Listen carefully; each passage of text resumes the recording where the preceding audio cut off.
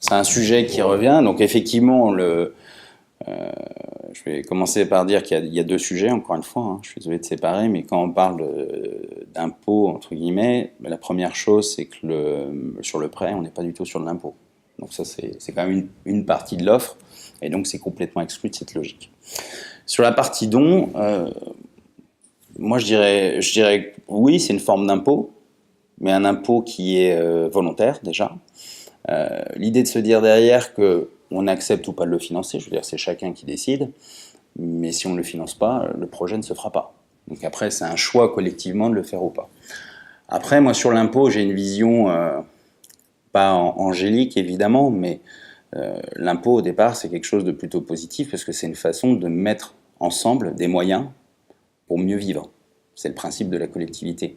Donc c'est sûr que si on voit l'impôt comme quelque chose de uniquement négatif, ah bah oui, c'est sûr que de faire un don à une collectivité, on va se dire, et pourquoi je le ferais, même si j'ai une déduction d'impôt.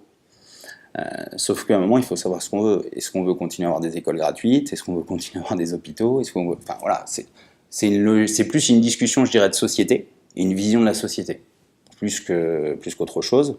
Et encore une fois, les gens sont libres ou pas de le faire. S'ils ne veulent pas le faire, l'opération n'aura pas lieu.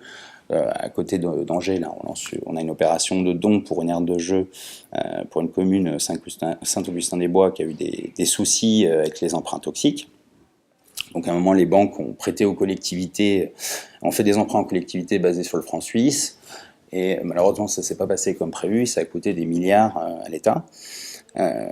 Et donc, cette collectivité a été prise dans cette problématique et dans une situation financière plus que tendue. Et donc voilà, et donc le sujet, c'est est-ce qu'on fait une aire de jeu pour les gamins en face de l'école pour qu'ils puissent, il y a un lieu de vie aussi collectif, etc., ou pas. Donc voilà, donc encore une fois, personne n'est obligé de le faire, mais s'il n'y a pas de don, le projet n'aura pas lieu. Donc les gens, il faut juste qu'ils se posent la question, est-ce qu'on a envie que ça se fasse ou ça ne se fasse pas? Encore une fois, il y a rien de forcé, chacun le fait en son âme et conscience.